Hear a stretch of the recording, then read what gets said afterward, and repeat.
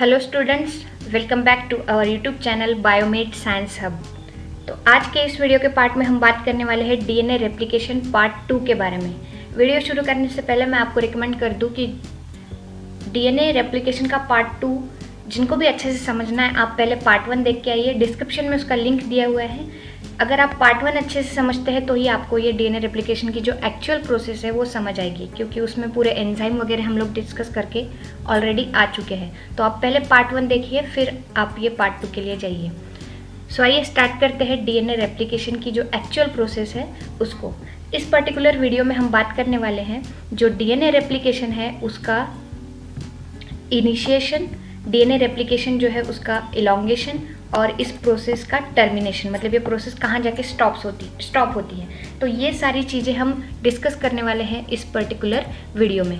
तो आइए स्टार्ट करते हैं with the DNA replication initiation. तो डीएनए रेप्लिकेशन इनिशिएशन मतलब क्या कि ऐसी कौन सी जगह है जहाँ से रेप्लिकेशन ओरिजिनेट होता है, मतलब जहाँ से डीएनए का रेप्लिकेशन स्टार्ट होता है। क्योंकि हम जो ये रेप्लिकेशन स्टडी करने वाले हैं, ये हम स्टडी कर रहे हैं in the prokaryotic system. E coli के अंदर हम देख रहे हैं ये डीएनए का रेप्लिकेशन। तो ई कोलाई का जो जीनोम है, जो डीएनए है, वो लीनियर ना होकर वो है सर्कुलर डीएनए। तो सर्कुलर डीएनए में कहीं से भी रेप्लिकेशन ओरिजिनेट नहीं होगा, कहीं से भी रेप्लिकेशन स्टार्ट नहीं होगा। उसकी एक प्रॉपर जगह होगी जहाँ से रेप्लिकेशन जो है वो स्टार्ट होगा। तो ये रहा जो ई कोलाई है उसका सर्कुलर डीएनए, और इस डीएनए में ये जो जगह है रेड कलर में जो हम दिखा रहे हैं, ये है ओरिसी, जिसको कहा जाता है origin of replication site, origin site. तो इसको हम हाईलाइट करके अगर इसको इलाबरेट करके देखें तो यहाँ पे हमको पता चलेगा कि इस ओरिसी में 9 बेस पेयर रिपीट्स प्रेजेंट है टुवर्ड्स द डाउनस्ट्रीम। इस तरफ डाउनस्ट्रीम के तरफ 9 बेस पेयर का रिपीट प्रेजेंट है, जिसको कहा जाता है 9 मर सीक्वेंस। और इसके अपस्ट्रीम रीजन में प्रेजेंट है 13 बेस पेयर का 80 rich sequence. 13 base pair repeats है जिसको कहा जाता है 13 मर सीक्वेंस। इसी को कहा जाता है 13 मर सीक्वेंस। तो ये वो रीजन है जो है ओरिजिन ऑफ रेप्लिकेशन साइट, जहाँ से रेप्लिकेशन ओरिजिनेट होगा। अब आप यहाँ पे देखिए, ये जो 9 मर सीक्वेंस है, ये 9 मर सीक्वेंस है हमारे जो इनिशिएटर प्रोटीन है और जो इनिशिएटर एंजाइम है उसकी साइट, जहाँ पे आकर बाइंड होगा डीएनए ए। ये इनिशिएटर एंजाइम है, इनिशिएटर प्रोटीन है। ये क्या करेगा, डीएनए ए, ये जो साइट है ये साइट सर्कुलर है। ये 9 बेस पेयर 9 मर सीक्वेंस जो है ये सर्कुलर है। यहाँ पे हमने दिखाने के लिए इसको लीनियर दिखाया है। तो ये जो ब्लू कलर वाला रीजन है, इसको जाके ये जो हमारा कॉम्प्लेक्स है डीएनए ए का, उसको जाके ये रीजन रैप हो जाएगा। अब उसके वजह से क्या होगा, ये डीएनए ए कॉम्प्लेक्स इस रीजन पे बहुत ज़्यादा प्रेशर और टेंशन क्रिएट कर रहा है। इस प्रेशर और टेंशन के कारण ये जो रीजन है ये एटी रिच रीजन है, मतलब एडेनिन थायमिन के साथ डबल हाइड्रोजन बॉन्ड से यहाँ पे अटैच है। तो डबल हाइड्रोजन बॉन्ड को ब्रेक करना इजी होता है। इसीलिए क्या होगा, ये जो 80 रिच सीक्वेंस है 9 मर सीक्वेंस, ये इधर आने वाले टेंशन को उतना यहाँ पे कैरी नहीं कर पाएगा, और उसके वजह से ये जो रीजन है वो खुलता हुआ जाएगा। इसी स्टेप को कहा जाता है, इसी प्रोसेस को कहा जाता है डीएनए मेल्टिंग। मतलब यहाँ पे डीएनए मेल्ट होता जा रहा है। अब जैसे ही यहाँ पे डीएनए मेल्टिंग स्टार्ट होगी, तब आएंगे हमारे 2 प्रोटीन, 2 एंजाइम का कॉम्प्लेक्स, जो कि है डीएनए बी एंड डीएनए सी। जी हाँ, हम जानते हैं डीएनए बी जो है वो है हेलिकेज और डीएनए सी जो है वो है हेलिकेज लोडर। ये हेलिकेज को लोड करने के काम आएगा। तो ये दोनों कॉम्प्लेक्स आते हैं और यहाँ पे डीएनए सी क्या करेगा, ये जो है हेलिकेज को, मतलब कि डीएनए बी को यहाँ पे लोड करके यहाँ से हट जाएगा। और इसी के साथ जैसे ही यहाँ पे डीएनए बी यहाँ पे लोड हो चुका है, अब ये क्या करेगा, अनजिपिंग प्रोसेस जो है डीएनए की वो स्टार्ट कर देगा। मतलब हाइड्रोजन बॉन्ड जो है, 2 जो स्ट्रैंड के नाइट्रोजन बेसिस है उनके बीच का जो हाइड्रोजन बॉन्ड है उसको ये तोड़ता हुआ चलेगा, जिसको हम कहते हैं अनजिपिंग। तो अनजिपिंग होते हुए हमें और एक एंजाइम की यहाँ पे ज़रूरत लगने वाली है, जो कि है एसएसबी, जो सिंगल स्ट्रैंड को बाइंड करेगा। तो ये इनिशिएशन साइट है, और ये इनिशिएशन कैसे होता है वो है। आइए और डिटेल में जानते हैं इनिशिएशन प्रोसेस को। देखिए इस डायग्राम में आपको और अच्छे से क्लियर होगा कि इनिशिएशन प्रोसेस कैसे चल रही है। ये जो पोर्शन है ये है हमारा ओरिजिन ऑफ रेप्लिकेशन, 9 मर सीक्वेंस एंड 13 मर सीक्वेंस। 13 मर जो है वो 80 रिच सीक्वेंस है, और 9 मर जो है ये डीएनए ए की बाइंडिंग साइट है। यहाँ पे ही डीएनए ए जो है वो बाइंड होने वाला है, जिसके कारण इतना जो पोर्शन है इधर वाला, इस पे आने वाला है टेंशन, जिसके वजह से ये रीजन मेल्ट होता जाएगा, जिसको हम कहेंगे डीएनए मेल्टिंग। अब देखिए, सबसे पहले आएगा डीएनए ए, और डीएनए ए को काम करने के लिए, एनर्जी के लिए एटीपी की ज़रूरत पड़ती है, तो यहाँ पे एटीपी भी खर्च हो रही है। इसके साथ साथ कुछ इनिशिएटर प्रोटीन भी आएंगे, जैसे HU, IHF, ये प्रोटीन्स आके हेल्प करेंगे डीएनए ए को। अब ये जो इधर वाला रीजन है 9 मर रीजन, 9 मर सीक्वेंस, वो क्या हो रहा है, वो हमारे डीएनए ए जो एंजाइम है उसके कॉम्प्लेक्स को जाके रैप हो रहा है। इसके वजह से, ये रैपिंग के वजह से, ये जो रीजन है इधर 13 मर रीजन, यहाँ पे आ रहा है टेंशन, और ये सीक्वेंस अब धीरे धीरे खुलता जाएगा। ये जो दो डीएनए के स्ट्रैंड है वो थोड़े थोड़े आपस में दूर होते जाएंगे, जिसको हम कहेंगे डीएनए मेल्ट हो रहा है। जैसे ही डीएनए मेल्टिंग की प्रोसेस स्टार्ट होगी, अब यहाँ पे डीएनए सी जो कि हमारा हेलिकेज लोडर है, और डीएनए बी जो है हेलिकेज, ये एटीपी की एनर्जी के हेल्प से यहाँ पे आके लोड हो जाएंगे, और डीएनए सी एक बार डीएनए बी को, मतलब हेलिकेज को लोड करके वहाँ से चले जाएगा, क्योंकि इसका काम बस इतना ही है कि ये डीएनए बी को वहाँ पर प्रॉपर उसके जगह पर जाके लोड कर दे। अब डीएनए बी क्या कर रहा है, डीएनए बी को भी तो काम करने के लिए एनर्जी चाहिए, तो यहाँ पे हो रहा है एटीपी का हाइड्रोलिसिस, और एटीपी कन्वर्ट हो रही है इनटू द एडीपी, और इसके हेल्प से डीएनए बी जो है वो हाइड्रोजन बॉन्ड्स को, दो स्ट्रैंड के बीच के जो हाइड्रोजन बॉन्ड्स हैं उसको तोड़ता हुआ चल रहा है, और इसके वजह से अब दूसरा जो हमारा एंजाइम है SSB, single stranded binding protein, ये भी आएगा, और ये क्या करेगा, सिंगल स्ट्रैंड को यहाँ पे आके बाइंड हो जाएगा, सो दैट जो दो अलग हुए हुए स्ट्रैंड है डबल स्ट्रैंडेड डीएनए के, वो आपस में आके फिर से ना जुड़ जाए, फिर से हाइड्रोजन बॉन्डिंग ना करें, इसलिए यहाँ पे सिंगल स्ट्रैंडेड बाइंडिंग प्रोटीन जो है वो आकर अटैच हो जाएगा। तो यहाँ से अब डीएनए ए का भी काम खत्म हो गया है, तो डीएनए ए भी यहाँ से हट जाएगा। तो ये पूरी प्रोसेस हुई कि कैसे डीएनए रेप्लिकेशन जो है वो इनिशिएट होता है। अब देखिए, इनिशिएशन में हम देख रहे हैं कि यहाँ पे एटीपी खर्च हो रही है, और बैक्टीरियल सिस्टम ऐसी सिस्टम है जो बेवजह अपनी एनर्जी कहीं भी वेस्ट नहीं करेगी, इसलिए एक बार इस प्रोसेस का इनिशिएशन हो गया तो ये टर्मिनेट होके ही अब रुकने वाली है। ठीक है, तो ये हो गया हमारा इनिशिएशन ऑफ रेप्लिकेशन। इसके बाद हम आगे बढ़ते हैं इलॉन्गेशन की प्रोसेस पे। अब देखिए, जो हमने बात की कि जो प्रोकैरियोटिक सिस्टम है, जो ई कोलाई का डीएनए है वो सर्कुलर है, और सर्कुलर डीएनए में किसी एक जगह से स्टार्ट हो रहा है हमारा रेप्लिकेशन का प्रोसेस, और इसी जगह पर जो डीएनए मेल्ट हुआ और जो हाइड्रोजन बॉन्डिंग ब्रेक हुए, यहाँ पे ये स्ट्रक्चर जो बना है ये है बबल लाइक स्ट्रक्चर। इसी को हम कहते हैं रेप्लिकेशन बबल, मतलब जहाँ से रेप्लिकेशन होता हुआ चलेगा उतने जगह में बबल फॉर्म होगा, क्योंकि ये डबल स्ट्रैंडेड डीएनए जो था ये वाला, इसको अब क्या कर दिया गया है, सिंगल स्ट्रैंडेड में कन्वर्ट कर दिया गया है। अब आइए समझते हैं रेप्लिकेशन बबल के स्ट्रक्चर को। ये देखिए, इसको इमेजिन कीजिए कि ये पूरा सर्कुलर है, इधर से ये पूरा सर्कुलर है, और हम एक पोर्शन बस यहाँ पर उसका देख रहे हैं, ये पूरा सर्कुलर डीएनए है ऐसे। तो आइए जानते हैं, इसको हम बीच में से कट करके दो हाफ पार्ट में इसको स्टडी करेंगे, सो दैट हमको ये इजी हो समझने के लिए। तो ये जो इतना पोर्शन है ये हम इधर दिखा रहे हैं, ये है ऊपर वाला स्ट्रैंड, जिसको हम और कह सकते हैं, क्या कह सकते हैं इसको, हाँ, टेम्पलेट स्ट्रैंड कह सकते हैं, क्योंकि इसी को देखकर नया जो स्ट्रैंड है वो हमारा बनता हुआ जाएगा। तो हम जानते हैं टेम्पलेट स्ट्रैंड की डायरेक्शन हमें हमेशा चाहिए 3 प्राइम टू 5 प्राइम, क्योंकि रेप्लिकेशन जो होना है, जो डीएनए का पॉलीमराइजेशन होना है, वो करता है डीएनए पॉलीमरेज, और डीएनए पॉलीमरेज की एबिलिटी है कि वो सिर्फ 5 प्राइम टू 3 प्राइम डायरेक्शन में ही पॉलीमराइजेशन करता है। तो ये जो ये वाला स्ट्रैंड है ऊपर का, इसमें तो कोई प्रॉब्लम नहीं है, क्योंकि यहाँ पे जो पॉलीमराइजेशन होगा, ये नीचे वाला स्ट्रैंड जो बढ़ता जाएगा वो तो जा रहा है इस डायरेक्शन में, मतलब 5 प्राइम टू 3 प्राइम डायरेक्शन में। लेकिन आप नीचे वाले स्ट्रैंड को देखिए ज़रा, ये है 3 प्राइम टू 5 प्राइम एंड, और इधर से अगर इसको बढ़ना है तो ये तो उसकी हो गई अपोजिट डायरेक्शन, और एक ही एंजाइम दोनों स्ट्रैंड को अपोजिट डायरेक्शन में बढ़ाता हुआ कभी भी नहीं चलेगा। और इसी में आपको और एक पॉइंट यहाँ पे दिख रहा है कि ये जो ऊपर वाला स्ट्रैंड है, इसमें तो सिंथेसिस एकदम कंटिन्यूस है, लेकिन यहाँ पे देखिए, यहाँ पे टुकड़ों में सिंथेसिस हो रहा है, मतलब छोटी छोटी गैप्स भी प्रेजेंट है, और यहाँ पे प्राइमर्स भी हमको ज़्यादा लगेंगे। तो ऐसा क्यों हो रहा है?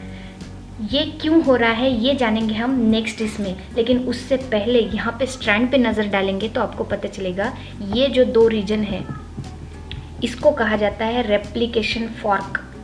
और जो स्ट्रैंड रेप्लिकेशन फॉर्क के डायरेक्शन में, जिधर रेप्लिकेशन फॉर्क है उसी तरफ बढ़ता हुआ जा रहा है, मतलब इस डायरेक्शन में, उस स्ट्रैंड को हम कहते हैं लीडिंग स्ट्रैंड।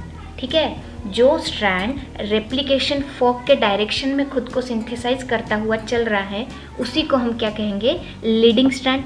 और जो स्ट्रैंड ये रेप्लिकेशन जो फॉर्क है उसके अपोजिट डायरेक्शन में, मतलब इस डायरेक्शन में बढ़ता हुआ चल रहा है 5 prime to 3 prime, 5 prime to 3 prime, उसी को हम कहेंगे lagging strand. So leading strand and lagging strand, ये दोनों टर्मिनोलॉजी यहाँ पे आपकी क्लियर हो गई होगी। अब देखिए ये जो लैगिंग स्ट्रैंड है ये जो टुकड़ों में बन रहा है, इन्हीं टुकड़ों को कहा जाता है ओकाज़ाकी फ्रैगमेंट।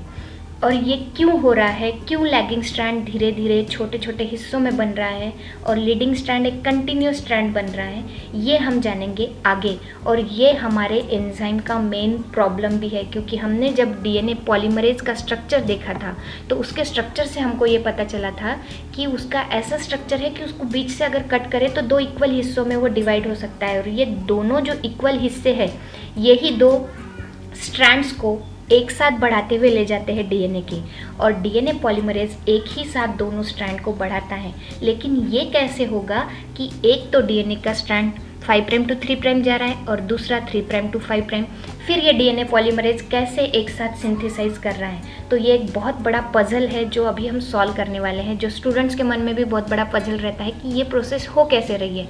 तो आइए जानते हैं कि ये कैसे डीएनए पॉलीमरेज मैनेज कर रहा है दोनों स्ट्रैंड को एक साथ बनाने में।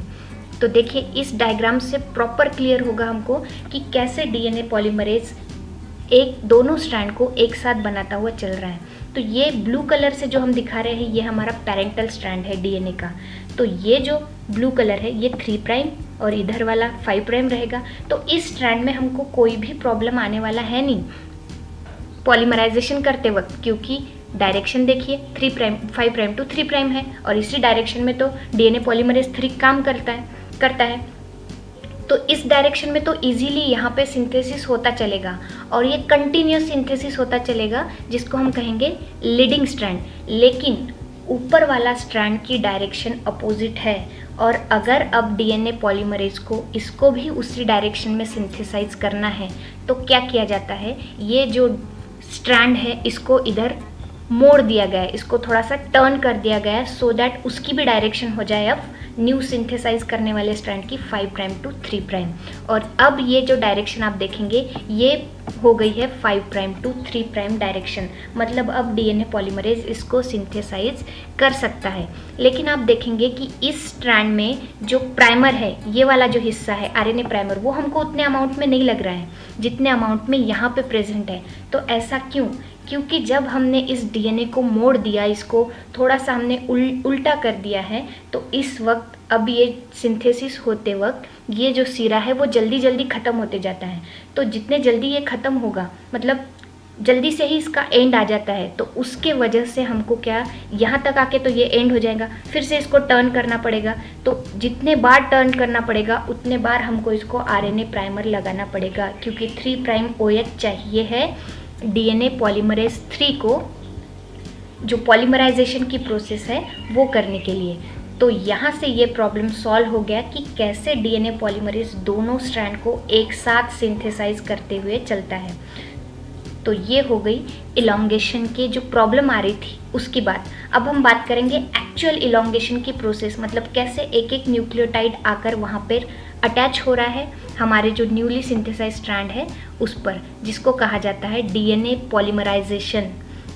तो ये तो प्रोसेस करेगा हमारा डीएनए पॉलीमरेज 3, क्योंकि इसी के पास एबिलिटी है 5 प्राइम टू 3 प्राइम डायरेक्शन में पॉलीमराइजेशन करने की, और साथ साथ हमने बात की थी कि इसके पास और एक एबिलिटी है 3 prime to 5 prime exonuclease activity, मतलब गलती से इसने अगर गलत न्यूक्लियोटाइड जोड़ दिया तो ये वापस डायरेक्शन में जाएगा और उस न्यूक्लियोटाइड को हटाकर करेक्ट न्यूक्लियोटाइड जोड़ेगा।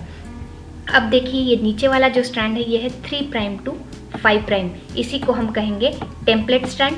इसी स्ट्रैंड को कहा जाएगा टेम्पलेट स्ट्रैंड। इसी को देखकर हमारा नया स्ट्रैंड इस डायरेक्शन में बढ़ता हुआ चलेगा, जो कि है 5 प्राइम टू 3 प्राइम डायरेक्शन। अब इस प्रोसेस में क्या हो रहा है कि प्राइमर ने 3 प्राइम OH यहाँ पर दे दिया है, क्योंकि हमारा DNA पॉलीमरेज 3 जो है वो डिनोवो सिंथेसिस नहीं कर सकता, उसको चाहिए है 3 प्राइम OH। जैसे ही DNA पॉलीमरेज को 3 प्राइम OH मिल गया, अब इस 3 प्राइम OH को ये आगे बढ़ा सकता है। तो ये कैसे बढ़ाता है, ये 3 प्राइम OH जो है वो यहाँ के अल्फा फॉस्फेट पे 3 prime OH attack to alpha phosphate of 5 prime, क्योंकि ये जो रीजन है ये तो 5 प्राइम हो गया अभी, तो इस 5 प्राइम के अल्फा फॉस्फेट पे जाकर वो अटैक करता है, जिसके वजह से क्या होगा कि अभी 2 फॉस्फेट जो है वो PPI के फॉर्म में बाहर निकल जाएंगे और ये आगे जाके कन्वर्ट होगा इनटू द इनऑर्गेनिक फॉस्फेट। और हम जानते हैं कि इनऑर्गेनिक फॉस्फेट एक बहुत ही एनर्जी रिच मॉलिक्यूल है, और इसी एनर्जी की वजह से ये प्रोसेस जो है वो फॉरवर्ड डायरेक्शन में चलती रहेगी। अब बॉन्डिंग कैसे होगी ये तो हम जानते हैं, हमेशा एडेनिन के साथ कौन जाकर अटैच होगा, थायमिन, और थायमिन के साथ कौन जाकर अटैच होगा, adenine with double hydrogen bond. And हमेशा साइटोसिन के साथ गुआनिन अटैच होगा, बॉन्ड पेयरिंग करेगा with triple hydrogen bond and vice versa. तो ऐसे ये प्रोसेस आगे बढ़ती रहेगी, जिसको हम कहेंगे इलोंगेशन ऑफ DNA रेप्लिकेशन, जिसमें एक एक कॉम्प्लीमेंट्री न्यूक्लियोटाइड आकर नए स्ट्रैंड में अटैच होते रहेंगे। So this is about the elongation of DNA replication. अब ये प्रोसेस कहाँ जाकर रुकेंगी, क्योंकि इलोंगेशन कंटिन्यूस तो चलते नहीं रहेगा, कोई एक ऐसी स्ट्रैंड, ऐसी जगह तो आएगी स्ट्रैंड में जहाँ पर जाकर ये प्रोसेस अब टर्मिनेट हो जाएगी। तो आइए बात करते हैं टर्मिनेशन ऑफ DNA रेप्लिकेशन। अब देखिए ये है ओरिजिन, ओरिसी, जहाँ से प्रोसेस ओरिजिनेट हुई थी, यहाँ पे रेप्लिकेशन बबल फॉर्म हुआ और इस डायरेक्शन में दोनों डायरेक्शन में प्रोसेस चल रही है, एक तरफ से क्लॉकवाइज दूसरी तरफ से एंटी क्लॉकवाइज, मतलब ये रेप्लिकेशन फॉग जो है वो दोनों डायरेक्शन में मूव कर रहा है, इधर भी और इधर भी। लेकिन अब यहाँ पर है टर J साइड, टर G, टर F, टर B, C, A, D, E, I and H। तो ये टर साइट क्या है, यह है टर्मिनेशन साइट, मतलब जहाँ पर जाके प्रोसेस टर्मिनेट होने वाली है।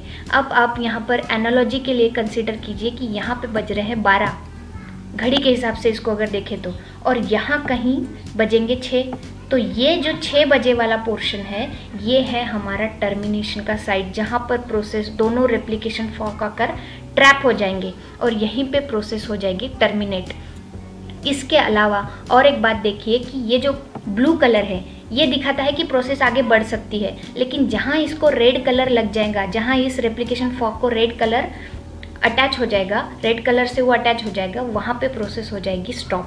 तो आइए देखते हैं ये वाला जो रेप्लिकेशन बबल चल रहा है इधर इस डायरेक्शन में चल रहा है, ये तो ब्लू मिला टर J में, जी में भी ब्लू है, F में भी ब्लू है, पहले B में भी ब्लू है, C में भी ब्लू है, लेकिन यहाँ पे देखिए यहाँ पे है रेड, और इसी वजह से ये वाला इधर से आने वाला जो रेप्लिकेशन फॉर्क है वो यहाँ पर ट्रैप हो जाएगा। अब दूसरे रेप्लिकेशन फॉर्क की बात कीजिए, यहाँ से आ रहा है ये टर H में भी इसको ब्लू है, I में भी ब्लू, E में भी ब्लू, D में भी ब्लू, A में भी ब्लू, लेकिन यहाँ टर C जो साइट है यहाँ पर है रेड, तो यहाँ बीच में आकर वो भी दूसरा वाला भी जो रेप्लिकेशन फॉर्क है वो भी ट्रैप हो जाएगा। तो टर C एंड टर A ये दोनों रेप्लिकेशन फॉर्क के लिए यहाँ पर टर्मिनेशन साइट है, तो यहाँ पर आके ये प्रोसेस टर्मिनेट हो जाएंगी। लेकिन टर्मिनेशन के वक्त एक प्रोटीन जो है वो इम्पॉर्टेंट रोल प्ले करता है, जिसका नाम है टस प्रोटीन, और टस और टर कॉम्प्लेक्स यहाँ पे बनता है। टर साइट पे टस प्रोटीन जाकर अटैच जब होता है तो उसी को कहते हैं टस टर कॉम्प्लेक्स। तो देखिए ये टस प्रोटीन क्या करता है, जो भी कोई यहाँ पे न्यूक्लियोटाइड है उसको फ्लिप कर देता है। फॉर एग्जाम्पल यहाँ पर साइटोसिन था C, तो इसने क्या किया, इसको इस डायरेक्शन में प्रेजेंट था वो, उसको फ्लिप कर दिया इस डायरेक्शन में और इसको अपने अंदर ले लिया इस टस प्रोटीन ने, और इसकी वजह से क्या हुआ, यहाँ पर अब गैप रहेगी क्योंकि ये तो उधर साइड चले गया है साइटोसिन, तो इधर कुछ ऐड हो नहीं सकेगा। तो आइए जानते हैं कि ये प्रोसेस हो कैसे रही है। देखिए ये टस प्रोटीन ने क्या किया, टर साइड पे यहाँ का जो न्यूक्लियोटाइड था उसको क्या कर दिया, फ्लिप कर दिया। यहाँ पे और जूम करके हम देख सकते हैं कि इसने इसको फ्लिप कर दिया और उसके वजह से अब यहाँ पर गैप आ गई है और ये गैप की वजह से अब ये प्रोसेस यहाँ पर आके टर्मिनेट हो जाएंगी और यहाँ पर आके स्टॉप हो जाएंगी और इसी को हम कहते हैं टर्मिनेशन ऑफ रेप्लिकेशन। और ये जो पूरा प्रोसेस है डीएनए रेप्लिकेशन का, ये दिखता है एक लेटर की जैसा जो है थीटा, लुक्स लाइक थीटा, इसीलिए इसको कहा जाता है थीटा रेप्लिकेशन मॉडल। तो जब ये प्रोसेस यहाँ पे टर्मिनेशन हो जाएगा प्रोसेस का, तो उसके बाद क्या होगा, अब एक पैरेंटल डीएनए से 2 डीएनए मॉलिक्यूल हमको देखने मिलेंगे। लेकिन देखिए ये अगर डीएनए है तो ये स्ट्रैंड ऐसे ऐसे बनते गया था ओकाज़ाकी फ्रैगमेंट का, तो यहाँ की जो ये गैप है, ये गैप को हमको भरना पड़ेगा और यहाँ पे न्यूक्लियोटाइड ऐड करने पड़ेंगे क्योंकि आरएनए का प्राइमर हमने यूज़ किया है।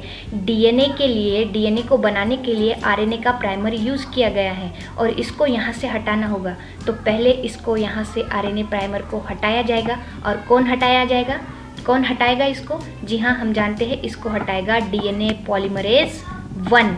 डीएनए पॉलीमरेज 1 आरएनए प्राइमर को हटाने के लिए हमको यूज़ आता है। तो जैसे ही प्राइमर यहाँ से रिमूव हो गया, अब उतने जगह को, गैप को फिल करने के लिए डीएनए पॉलीमरेज 3 आएगा, वो इस गैप को फिल करेगा और जो निक बचा है वो निक को सील करेगा डीएनए लाइगेज। तो ये तीनों एंजाइम हमको तब वहाँ पे यूज़ आने वाले हैं जब हम ये टूटे हुए स्ट्रैंड को, जो टुकड़ों में बना हुआ है, उसको एक साथ एक कंटिन्यूस स्ट्रैंड बनाएंगे तब। तो यहाँ जाके हमारी ये जो प्रोसेस है डीएनए रेप्लिकेशन की, ये ख़त्म होती है विद द टर्मिनेशन।